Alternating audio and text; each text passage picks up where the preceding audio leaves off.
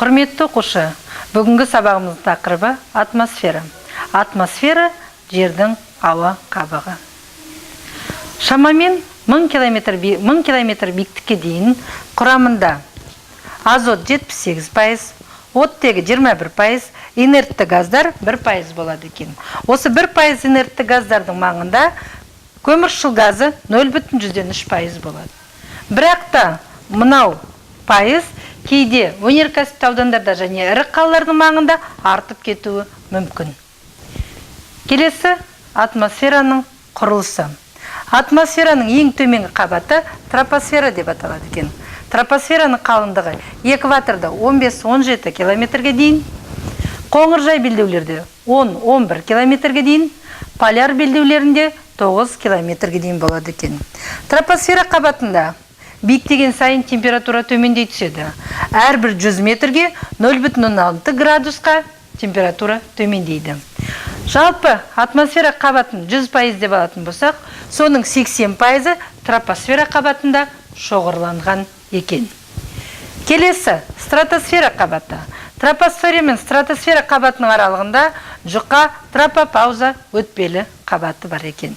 Стратосфера қабатының жоғарғы шегі 55 километрға дейін келеді.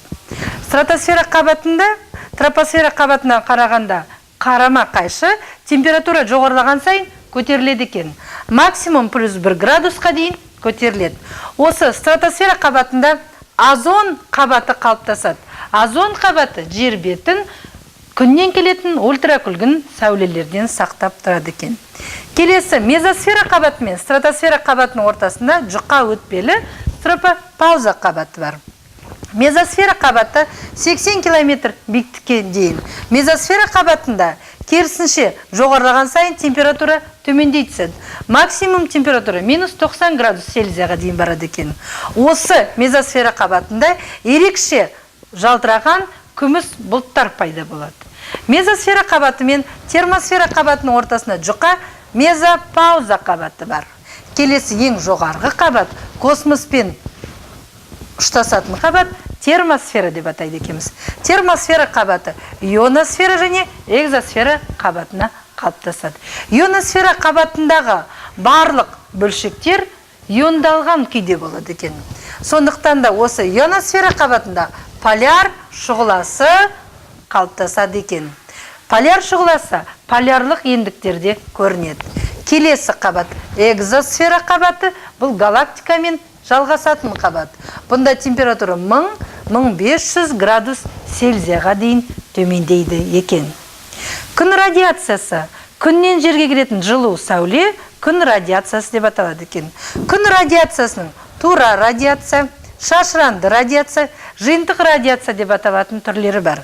Тура радиация деміз күннен жерге келіп жеткен радиация. Шашыранды радиация атмосферада ұсталып қалған радиация. Шашыранды радиация 25%-ға дейін болады екен.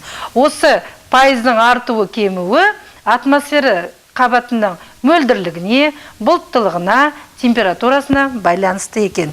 Тура және шашыранды радиацияның қосындысын жиынтық радиация деп атайды екенбіз.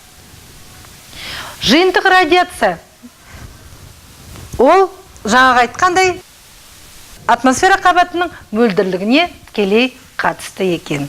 Келіп жеткен тура радиация немесе жиынтық радиацияның жер бетіне келіп кері шағылған бөлігін альбедо деп атайды екенбіз. Альбедо күн сәулесінің жер бетінен шағылуы. Жаңа жауған қар күн сәулесінің 90%, құм 35-40%, өсімдік 20-10%, топырақ 5% кері шағылыстырады екен. Жиынтық радиацияның кері шағылу мен жер бетінің жылуына, сәулеленуіне жұмсалғаннан қалған бөлігін радиациялық баланс немесе қалдық радиация деп атайды екенбіз.